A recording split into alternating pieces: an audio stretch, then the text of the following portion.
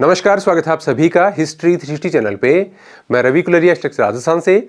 आज के इस वीडियो में हम बात करेंगे आरपीएससी द्वारा जो आरएएस का एग्जाम हुआ, उसको काफ़ी टफ पेपर था और काफ़ी सारी परेशानियां विद्यार्थियों को झेलनी पड़ी। उसके कारण मेरिट भी नीची जाएगी, लेकिन उसके बाद में एक माहौल सा बना है, एक हवा सा क्रिएट हुआ है कि आरपीएससी ने अपना पैटर्न काफ़ी हद तक बदल दिया है और आगे आने वाले एग्ज़ाम भी इसी पैटर्न पे होंगे, तो जिसके कारण आपको काफ़ी डीप पढ़ना होगा।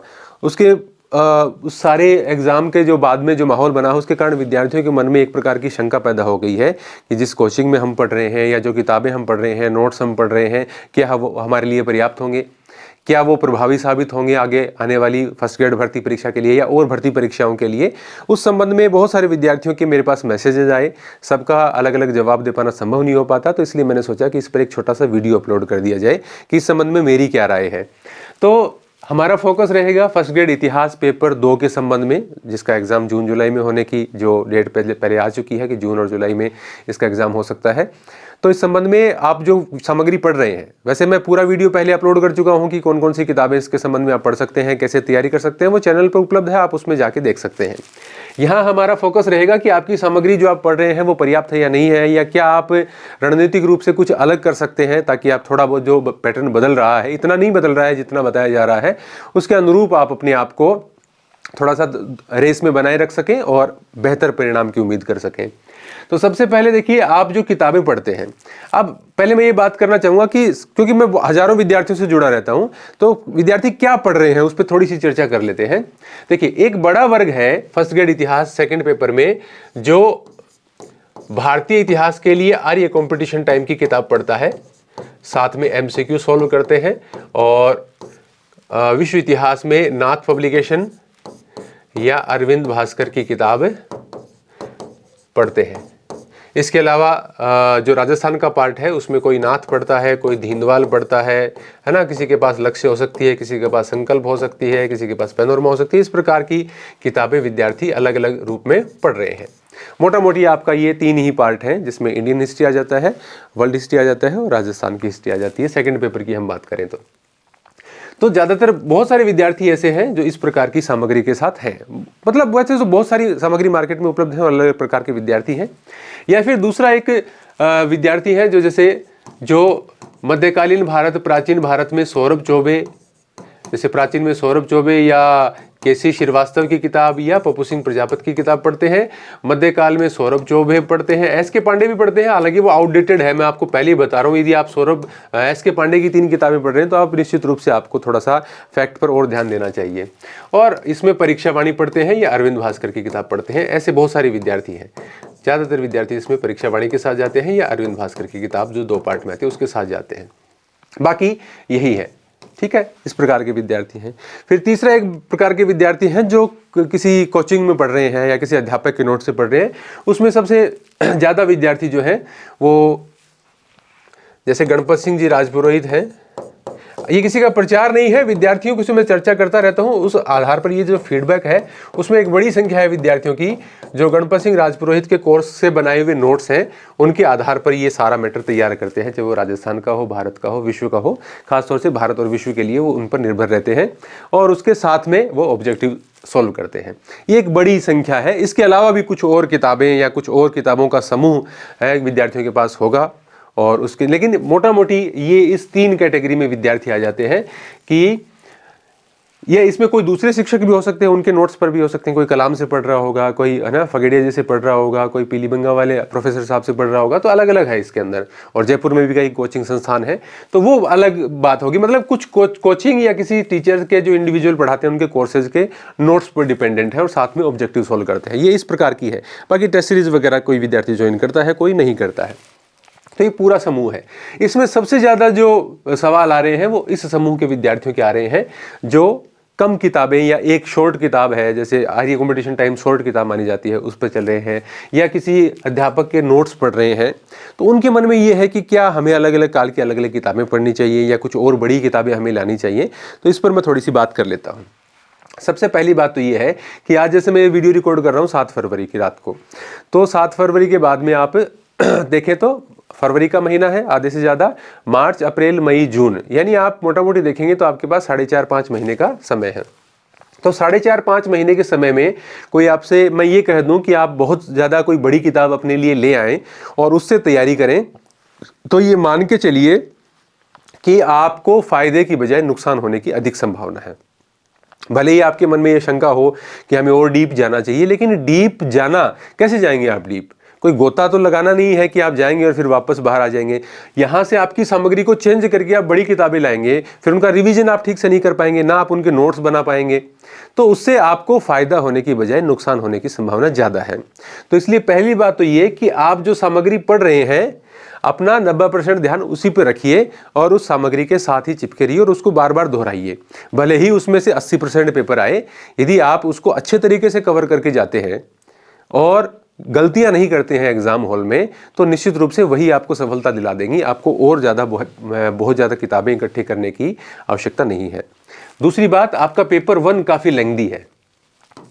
पेपर 1 है, उसके अंदर इतनी ज़्यादा वैरायटीज़ हैं और काफ़ी अलग अलग प्रकार के सब्जेक्ट हैं। अब इसमें आप ये कोशिश कीजिए कि पेपर 1 के अंदर आप छोड़िए मत ज़्यादा पार्ट। आपको मैथ्स कम आता है तो आप सांख्यिकी देख लीजिए, उसमें रीजनिंग वाला पार्ट देख लीजिए। आपको विज्ञान ज़्यादा नहीं आता है तो कम से कम कोई ऑब्जेक्टिव बुक जैसा T20 लिख लीजिए, किसी का छोटा मोटा कोर्स देख के उसके शॉर्ट नोट्स पढ़ लीजिए। आप ज़्यादा डिटेल में मत जाइए, लेकिन उसमें से जो ऊपर के या मध्यम स्तर के प्रश्न आए वो 2-3 प्रश्न आप हल करके ऐसा कर सकते हैं। इसी प्रकार से जो इंग्लिश का पार्ट है वो काफ़ी विद्यार्थी छोड़ देते हैं। उसके अंदर आप एक्टिव वॉइस, पैसिव वॉइस है या डायरेक्ट इनडायरेक्ट है, इस प्रकार के जहाँ से नॉर्मली क्वेश्चन आते रहते हैं, उन पार्ट्स को सीखने की कोशिश कीजिए। आप ऐसी कोशिश अपने पेपर 1 में करके 5 से 7 क्वेश्चन का डिफरेंस यदि ले आते हैं तो वो डिफरेंस आप अपने सब्जेक्ट में कोई बहुत ज़्यादा बड़ी बड़ी किताबें यूज करेंगे और उसमें आपका बहुत ज़्यादा समय लगेगा, जिससे आपका रिवीजन भी प्रभावित होगा, तो उससे भी आपको इतना ज़्यादा बेनिफिट नहीं होगा। आप हो सकता है कि कुछ बड़ी किताबें लाके 5-7 नए प्रकार के प्रश्न हैं वो कर लेंगे, लेकिन आपके इतने ही या इससे ज़्यादा ऐसे क्वेश्चन होंगे जो कि आसान श्रेणी के हैं, क्रमबद्धता वाले हैं, जिसमें आप ज़्यादा रिवीजन न कर पाने के कारण भूल गए और एग्जाम हॉल में गलत करके आ गए, तो वो आपका लगभग इक्वल बैठेगा या आप माइनस में ही जाएंगे उसके अंदर। उससे आपको कोई ज़्यादा बेनिफिट होने की संभावना नहीं है। लेकिन यदि आपको लगता है कि ये चीज़ें मैं पढ़ रहा हूं और मैं याद ही हो चुकी है और समय तो काफ़ी बचा हुआ है, तो आप लाइए। लेकिन आपको ये याद ही नहीं है, आपको लग रहा है कि अभी 2-3 राउंड डिवीजन और करना पड़ेगा, पेपर 1 में भी काफ़ी सारा मैटर मेरा बाकी पड़ा है, कुछ पार्ट्स मेरे काफ़ी वीक है, तो आप उन पे मेहनत कीजिए। अपनी जो वीकनेस है उसको पे और मेहनत कीजिए, उसको स्ट्रॉन्ग कीजिए उस पार्ट को, कि कैसे आप इसमें 2 क्वेश्चन और निकाल सकते हैं, कैसे इसमें 1 क्वेश्चन और बढ़ा सकते हैं। तो उस पर आप मेहनत करोगे और रिवाइज करोगे तो गलतियों की संभावना कम होगी और आप अपनी किताबें बदलने की बजाय इसी मैटर पे रह के और इसी को 1-2 बार और रिवाइज करेंगे तो आपको वो बेनिफिट मिल जाएगा जिसकी आप उम्मीद कर रहे हैं। तो एक तो मेरे ये हो गया कॉन्सेप्ट। बहुत सारे विद्यार्थी इस प्रकार की किताबें पढ़ रहे हैं, नोट्स बना रहे हैं, रिवाइज कर रहे हैं, कोई दिक्कत वाली बात नहीं है। मेन बात ये है कि आप जो पढ़ रहे हैं उतना आपको याद होना चाहिए। अब उसमें भी क्या है कि कई बार आपको लगता है कि मेरे को एक लाइन याद नहीं है, तो ऑब्जेक्टिव टाइप का जो क्वेश्चन आता है उसमें कुछ आप एलिमिनेट कर सकते हैं, कुछ आप गेस कर सकते हैं, इस हिसाब से वो बैठ जाता है। मतलब मैं आपसे डायरेक्ट कोई फैक्ट पूछूंगा, हो सकता है आपको नहीं आए, लेकिन मैं आपको 4 ऑप्शन देके पूछूंगा, आपको आ जाएगा। तो आपको उसी हिसाब की तैयारी होनी चाहिए कि 4 ऑप्शन देख के आप कर पाए, या आप कोई थोड़ा सा जो कॉन्सेप्ट बेस्ड क्वेश्चन है उसको समझ पाए। तो उसके लिए आप कोशिश कीजिए। अब देखिए, ये जो पैटर्न बदले हैं, हर साल थोड़ा थोड़ा बदलता रहता है, तो जो पैटर्न बदला है उसके अनुसार आपको देखो, पहले क्या होता था कि अभी से भी 2-5 साल पहले तक आप पेपर देते थे तो बहुत सारे विद्यार्थी, और इसमें कुछ आपकी जैसे आप भी अलग अलग कैटेगरी के विद्यार्थी हैं, हर विद्यार्थी ये भी सोचता है कि मेरी कैटेगरी की मेरिट कितनी जा सकती है ना, महिला पुरुष या और अलग अलग प्रकार के समूह हैं, वो सब आप अपने हिसाब से मैनेज करते हैं कि हमें इतना स्कोर करना है लगभग, या इतने क्वेश्चन करने हैं, या इस हिसाब से मेरी रणनीति रहेगी तो मैं अपनी जो कैटेगरी है कम से कम उसमें क्वालिफाई कर जाऊंगा। तो उसमें आप क्या कर सकते हैं कि पहले क्या होता था कि आपने पुराने सालों के प्रश्न लगा दिए, 8-10 सालों के प्रश्न लगा लिए, और कुछ आपने पेपर 1 में कर लिया, और लगभग आप सोचे थे पुराने प्रश्नों में से 60% क्वेश्चन आ जाते हैं, मेरा काम चल जाता है, इतनी की मेरिट रहती है, 65 रह जाती है, आप थोड़ी बहुत थ्योरी पढ़ते हैं उससे कवर हो जाता है। लेकिन अभी क्या है कि पुराने जो प्रश्न हैं PYQ जो है उनमें रिपीटेंस और सीधा जो फैक्ट है वो पूछने की प्रवृत्ति कम होती जा रही है। यानी जो पहले जितने क्वेश्चन पूछे जाते थे उनमें 20 से 30% की कमी आ गई है। यानी आपको पुराने पेपर देख के 40% मुश्किल से 50% क्वेश्चन मिलेंगे। तो और उसमें आपका सिलेक्शन नहीं हो गए तो ऐसी बात है। तो आप साथ में, कई विद्यार्थी मुझसे पूछते हैं कि क्या मैं ऑब्जेक्टिव बुक, फलानी ऑब्जेक्टिव बुक या आपकी ऑब्जेक्टिव वही पढ़ूँ तो काफ़ी है। मैं कभी सलाह नहीं देता कि सिर्फ ऑब्जेक्टिव बुक पढ़ के आप चले जाइए। वो टाइम गया जब आप पुराने प्रश्न बार बार सॉल्व करके चले जाते थे और आपका काम निकल जाता था। अब नहीं निकलेगा। आपको थ्योरी तो पढ़नी होगी, ये मतलब कम से कम इतनी किताब तो आपको याद होनी चाहिए इंडियन हिस्ट्री में, और फिर आप ऑब्जेक्टिव लगाइए। जैसे अब मैं इसमें यहाँ उदाहरण देता हूँ। जैसे अभी आप किसी की भी वस्तुनिष्ठ किताबें पढ़ते हो, उसमें मुझे कोई आपत्ति नहीं है। विद्यार्थियों के पास बहुत सारे ऑप्शन उपलब्ध हैं और अपने सुविधा अनुसार और अपने स्वादानुसार उसका चयन करना चाहिए। लेकिन अभी ये आरपीएससी ने तो, आप आरएएस के बाद में पैटर्न समझे हो, अभी मैंने कुछ वस्तुनिष्ठ पुस्तकें निकाली। ये कोई जरूरी नहीं है कि आप मार्केट से मेरे कहने से ही ले आए, आप देखें। और ये देखिए आधुनिक, ये अभी नहीं आई है, आधुनिक वस्तुनिष्ठ और एक विश्व इतिहास की वस्तुनिष्ठ ये आ गई है। मतलब मैं आज वीडियो बना रहा हूँ, 3 दिन बाद 4 दिन बाद ये आ जाएगी। ये भी वस्तुनिष्ठ पुस्तक है। अब ये वस्तुनिष्ठ पुस्तक में से आप कोई भी एक पुस्तक उठा के देख लीजिए। लेकिन फिर मैं ये कहूँगा कि जो विद्यार्थी ये सोचते हैं कि ऊपर ऊपर का पढ़ के हम चले जाएंगे, वो ये किताबें भी मत लाना। क्योंकि मेरे पास भी, जैसे आज ही एक विद्यार्थी का मैसेज आया कि सर मैं आपकी बुक से जब सॉल्व करता हूँ तो मेरे तो 51% क्वेश्चन ही हो पाते हैं मेरे से। तो मैंने कहा कि फिर बोलो कि सर आपकी ऑब्जेक्टिव बुक कठिन है। मैंने कहा ऑब्जेक्टिव भी कठिन लगने लगी? मैंने कहा हाँ सर। तो मैंने कहा कि एक छोटी ऑब्जेक्टिव बुक को आप लेके आओ और आसान से आसान प्रश्न हो, पुराने छोटी, वो पढ़ लिया करो, आपको संतुष्टि हो जाएगी, है ना। फिर आपको ज़्यादा टफ में पढ़ने की जरूरत ही नहीं है। कम से कम पढ़ो और छोटे मोटे क्वेश्चन सॉल्व कर लो, फिर एग्जाम दे आना, आपका रिजल्ट आप जानो। मतलब आप मेहनत नहीं करना चाहते, जो आपके पास फैक्ट, जैसे आप कोई भी पेपर देखोगे पुराना, जैसे अभी असिस्टेंट प्रोफेसर का भी टफ आया, उसके भी बहुत सारे प्रश्न आपको नॉर्मल इन किताबों से मिल जाते हैं।